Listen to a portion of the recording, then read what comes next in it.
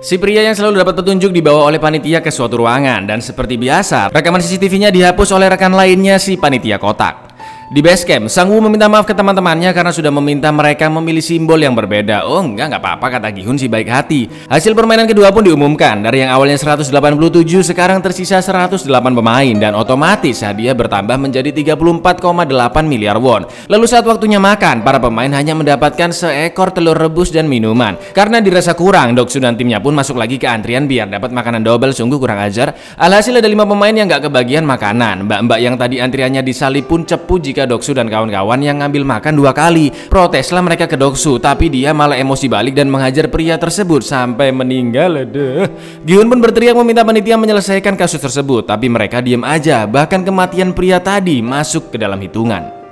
Seperti biasa, lampu akan dimatikan 30 menit lagi ketika jam tidur. Tapi Sang Woo meminta teman-temannya untuk tetap melek karena sepertinya Doksu and the gang merencanakan sesuatu yang jahat. Gi-hun pun memperingati Sae-byok untuk berkumpul di daerah kasurnya jika terjadi sesuatu saat gelap nanti, karena dia tahu Sae-byok nggak akur sama Doksu. Di suatu ruangan rahasia, pemain yang berkomplotan dengan panitia tadi ternyata adalah seorang dokter yang diminta mengambil organ-organ dari mayat pemain. Sedangkan kedua panitia itu dan beberapa rekan yang lainnya adalah oknum yang melakukan transaksi jual beli organ tanpa sepengetahuan penyelenggara acara. Sebagai imbalannya, dokter mendapatkan petunjuk permainan berikutnya seperti apa. Dan ternyata sebelum permainan ketiga dimulai, nanti malam saat para pemain tidur akan ada bagian kecil tanda kutip dari permainan. Karena panitia memang sengaja memberikan sedikit makanan sebelumnya lur, agar terjadi perkelahian dan saling bunuh satu sama lain untuk menyingkirkan yang lemah. Maka dari itu oknum panitia menyarankan dokter untuk bergabung ke tim yang kuat agar bisa bertahan hidup. Mulailah nyari-nyari tim kuat. Yang ini enggak, ini Jamet alay, yang ini. Nah ini aja, timnya Doksu yang dia pilih. Awalnya dokter ditolak, tapi karena dia bilang mengetahui permainan ketiga, dibolehinlah gabung sama tim oleh Doksu. Dan dengan pecahan beling botol, Doksu mulai membunuh pemain lain dengan beringasnya.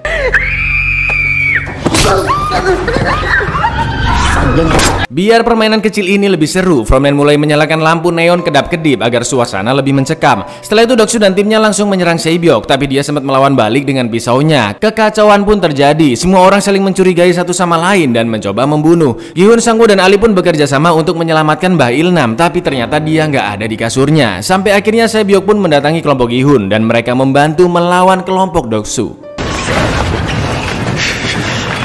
얘도 우리 반이거든.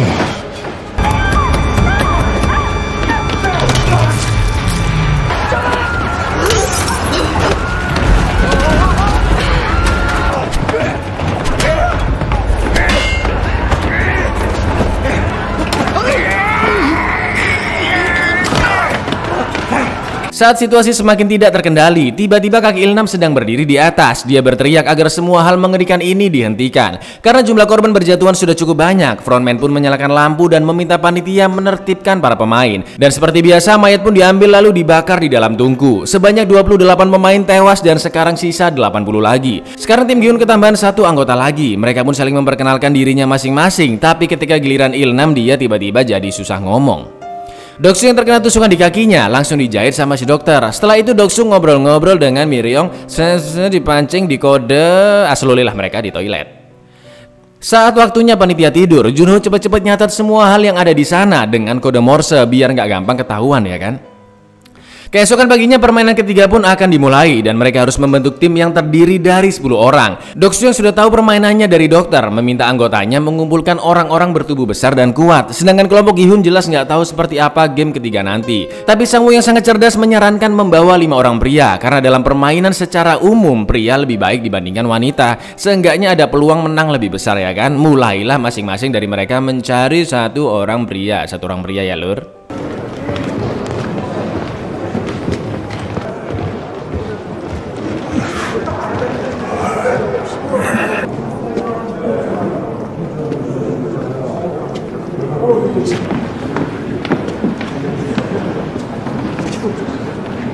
Karena Doksu tahu permainan kali ini butuh kekuatan, dengan kejamnya dia membuang Miryong begitu saja. Di titik inilah Miryong membenci dan berniat membalas dendam ke Doksu. Saebyok udah dibilangin bahwa cah lanang malah bawa cewek tindikan ya kan, karena entah kenapa Saebyok merasa cocok dengannya. Anggota pun sudah terkumpul, tapi mereka masih bersembilan dan tiba-tiba Miryong pun datang memaksa gabung dengan mereka. Ya udahlah ya, nggak ada pilihan lain dan waktu sudah habis juga. Akhirnya para pemain pun diantar ke arena permainan ketiga yang ternyata adalah tarik tambang. Bukan kayak 17-an yang seru-seruan.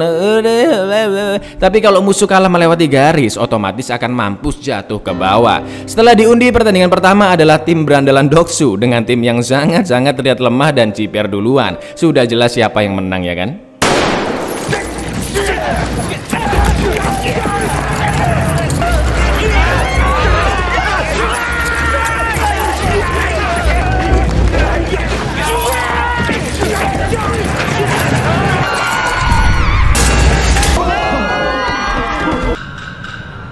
탈락자는 245번.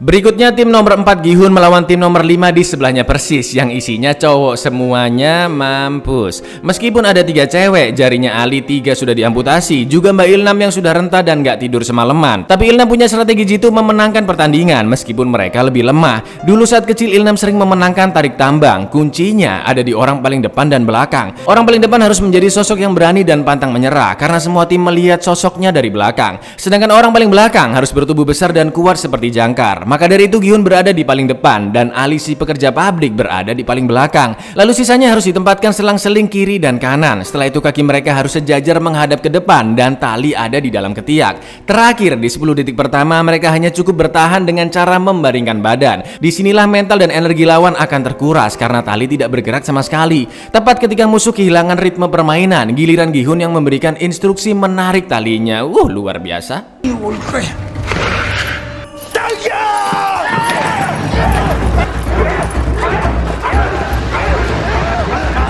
Di akhir episode keempat, musuh berhasil menarik balik. Mereka semua mulai panik, tapi Sang-woo memiliki ide cemerlang, yaitu maju ke depan 3 langkah biar lawan terjatuh dulu. Setelah itu baru mereka tarik kembali. Dan yang terjadi, awas.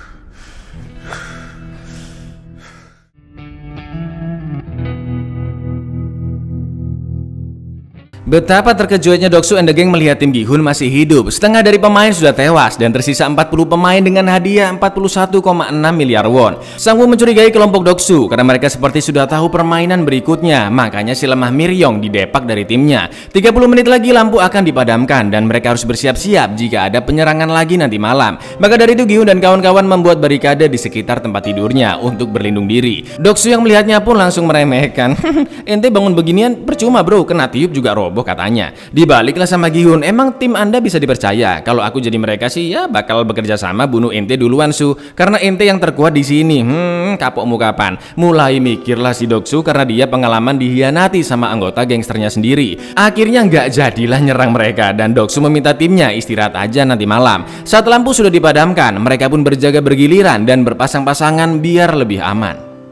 Setelah Sang-woo dan Ali berjaga, sekarang gantian Gi-hun dan Mbah Ilnam. Gi-hun pun curhat jika dulu dia pernah bekerja selama 10 tahun di perusahaan mobil, sampai akhirnya para pekerja dipecat karena perusahaan bangkrut. Sejak saat itulah Gi-hun akhirnya mulai utang sana-sini karena lagi banyak kebutuhan, termasuk kelahiran anaknya. Ilnam pun teringat jika dulu memang ada aksi mogok besar-besaran dari sebuah perusahaan mobil. Lalu tiba-tiba Ilnam terkena demam yang sangat tinggi. Gi-hun pun langsung mengompres dan merawatnya agar Ilnam bisa bertahan hidup.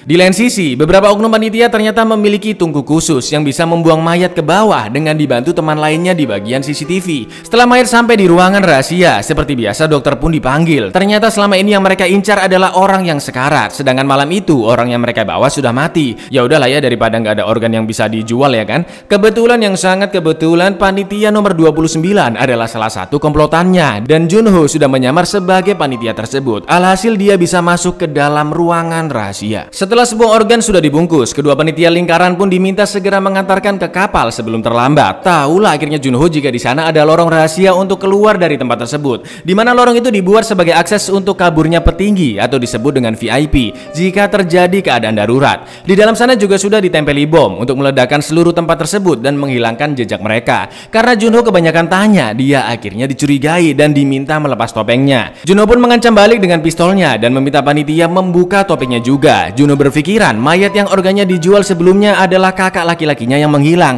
tapi ternyata mayat sebelumnya adalah perempuan. Karena oknum-oknum panitia ini mengazululi mayatnya sebelum dibedah, sungguh sebuah kelainan. Biar lebih percaya, dia memberitahu adanya daftar semua pemain lengkap dengan seluruh informasinya yang disimpan di atas tangga lorong tempatnya pemimpin permainan atau frontman berada. Tapi tetap aja perlakuan biadabnya membuat Junho membunuhnya, dan setelah itu dia pergi mencari daftar pemain.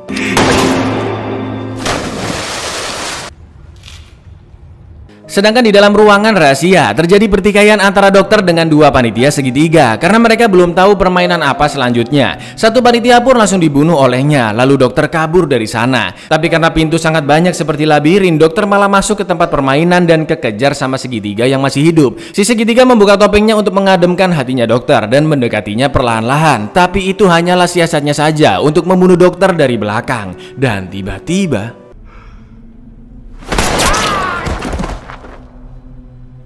semua kebusukan oknum panitia sudah diketahui oleh frontman. Frontman gak peduli dia mau jual organ kayak, mau jual tazos kayak, mau ngapain kayak. Karena yang dipermasalahkan adalah prinsip kesetaraan di tempat tersebut. Pemain mendapatkan kesempatan hidup dan mati yang sama, tapi mereka telah melanggar prinsip kesetaraan itu. Maka panitia dan dokter langsung dibunuh saat itu juga.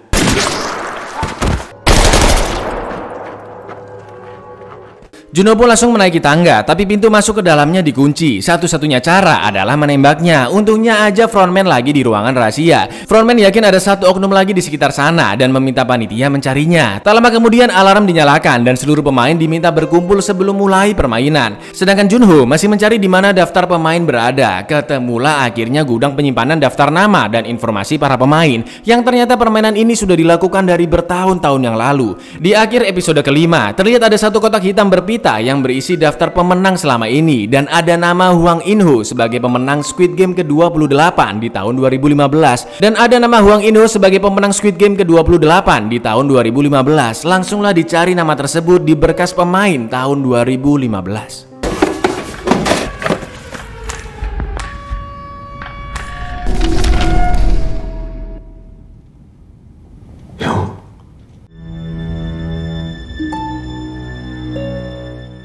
Junho yang masih ada di dalam gudang berkas memfoto semua yang sekiranya penting sebagai bukti, daftar pemenang, surat perjanjian, macam-macam lah pokoknya difoto semuanya.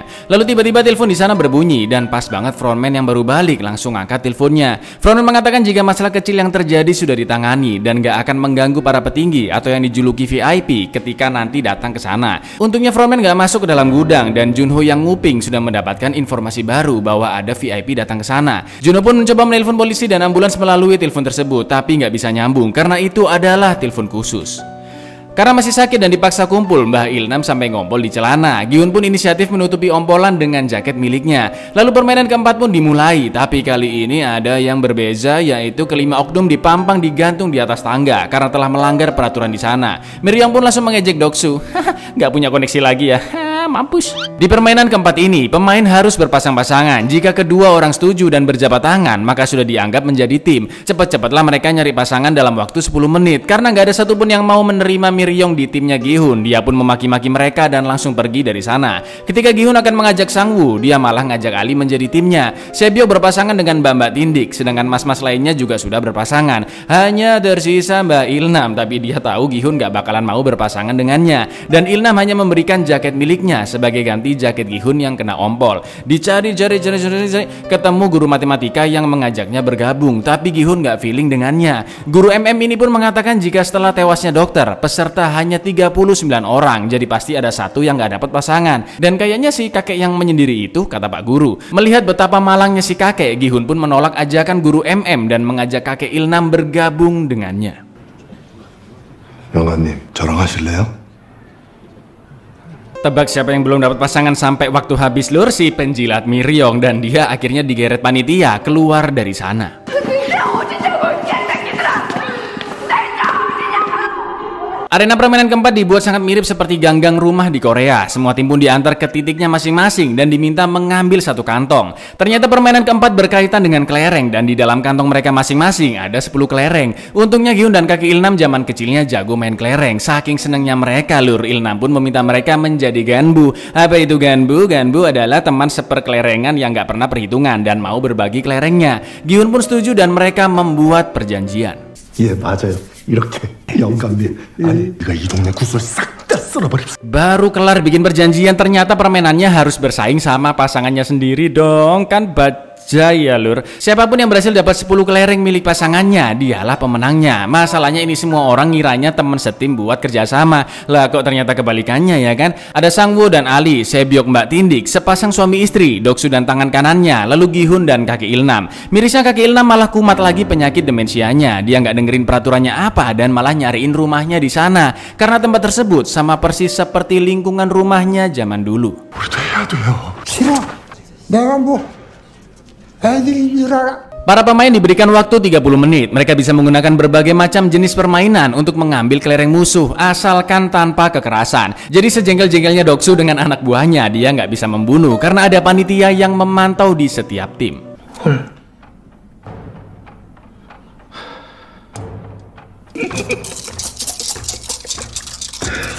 웃지마 이 새끼야.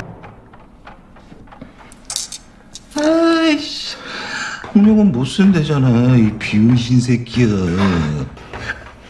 Hampir semua tim main tebak ganjil genap. Jadi permainannya gini, misal nih si A berhasil nebak kelereng yang dipegang sama B, ganjil atau genap. Kalau tebakannya benar, si B harus ngasih kelerengnya sesuai berapa jumlah kelereng yang dipegang sama A. Begitu pula sebaliknya. Paham lur? Paham dong? Karena Doksu kalah terus di permainan tebak ganjil genap, dia minta jenis permainan yang lain dan panitia mengizinkan. Doksu pun memilih main lempar ke dalam lubang. Ini kalau zaman aku kecil namanya main lop-lopan lur. Komen-komen di bawah kalau di daerah inti namanya apa. Kancut, siapapun yang bisa memasukkan kelereng ke dalam lubang, maka dia bisa mengambil semua kelereng yang ada di tanah.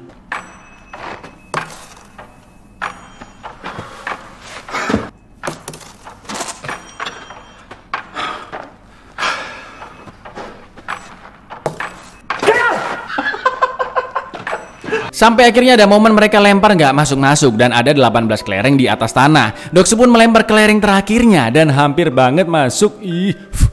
Lalu ketika si anak buah melempar kelereng terakhirnya,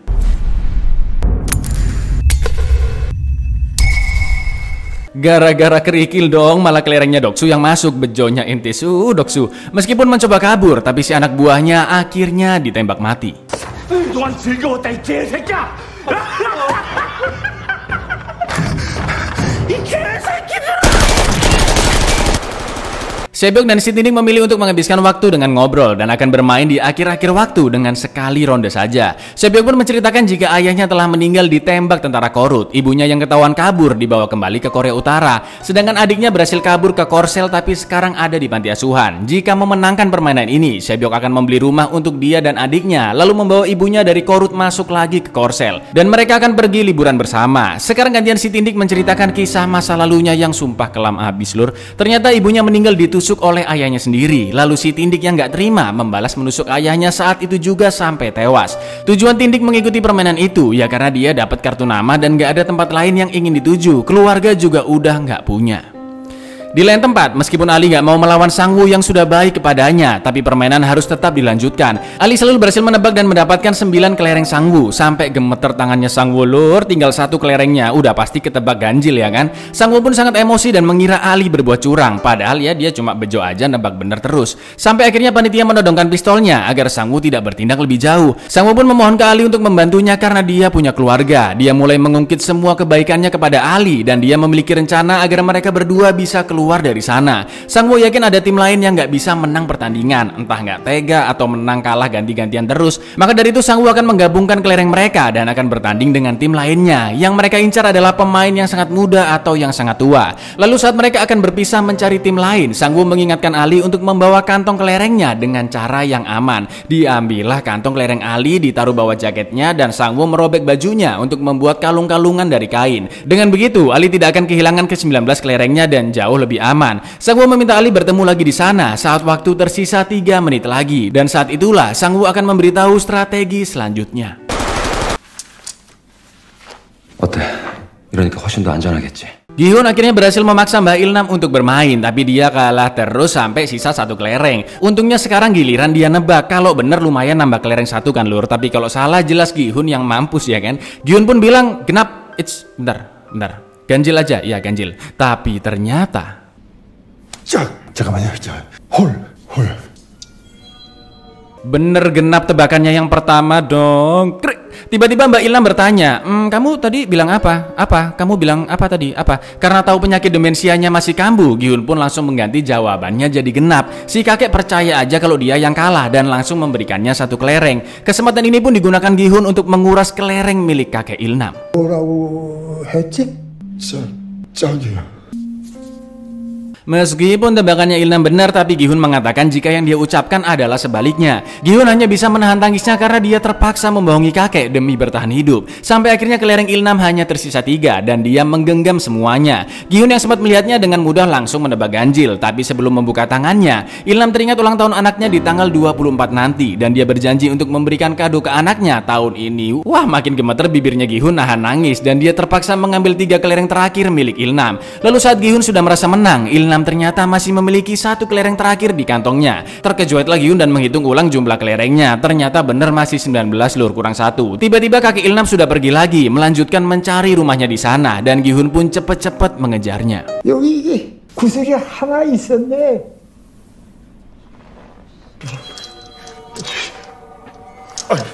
영감님, 잠깐만요. Setelah ngobrol cukup lama, Sebyok dan Tindik pun akhirnya bermain. Siapa yang melempar kelereng lebih dekat dengan tembok, dialah pemenangnya. Sebelum dimulai, mereka akhirnya memberitahu nama masing-masing. Nama asli Tindik adalah Ji-yong. Ji-yong pun minta Sebyok melempar duluan. Sret dilempar lumayan ya kan deket tembok. Tapi saat giliran Ji-yong yang melempar,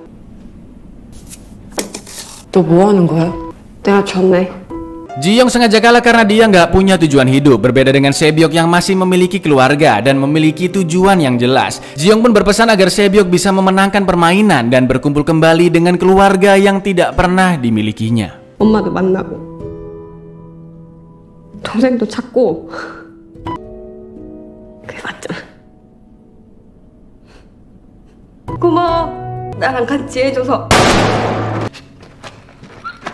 Di lain tempat, ternyata Sangwoo sangatlah licik. Ketika Ali teralihkan suara tembakan tadi, dia menukar kantong Ali dengan kantongnya sendiri yang sudah diisi banyak kerikil. Lengkap sudah 20 kelerengnya dengan menambahkan 1 kelereng yang disimpan di kantong celananya. Seselesainya Ali muter-muter nyari tim lain. Sesuai janji dia kembali ke tempat pertemuan saat waktu kurang 3 menit lagi. Tapi dia malah melihat Sangwoo yang akan kembali ke base camp. Disitulah Ali sadar telah dihianati dan hanya bisa menahan tangisnya.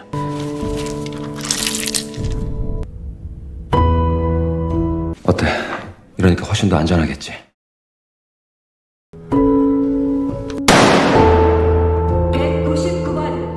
Waktu sudah semakin menipis dan Ilnam akhirnya menemukan rumahnya yang dulu pernah ditinggalinya bersama istri dan anaknya. Ilnam bilang jika dulu dia sering sembunyi di balik tiang listrik sambil mengintip anaknya bermain dengan teman-temannya. Jelas Gi-hun bodoh amat sama semua omongannya karena waktu sudah mepet dan dia butuh 1 kelereng terakhirnya. Tiba-tiba Ilnam bilang, gimana kalau kita main 1 ronde lagi dengan mempertaruhkan semua kelereng milik kita? Ya nggak bisa gitu dong, kelerengku udah 19 mbah, itu kan nggak adil, kata Doksu. Dengan suara paraunya Ilnam berkata, jadi menurutmu membodohiku dan mengambil semua semua kelerengku adalah sesuatu yang adil. Mampus, Kicep diam dan Gi-hun menyesali perbuatannya. Karena ternyata tadi Ilna masih dalam kondisi sadar. Saat Gi-hun bingung apa yang harus dilakukan, tiba-tiba Ilna memberikan kelereng terakhirnya secara cuma-cuma. Dengan beralasan bahwa mereka adalah ganbu atau sahabat yang gak pernah perhitungan dan akan berbagi segalanya. Ilna pun berterima kasih atas segalanya karena sosok Gi-hun membuat Ilna bisa bersenang-senang di sana. Di akhir episode ke-6, Ilna memeluk Gi-hun yang masih terus menangis dan mengatakan jika dia akan baik-baik saja.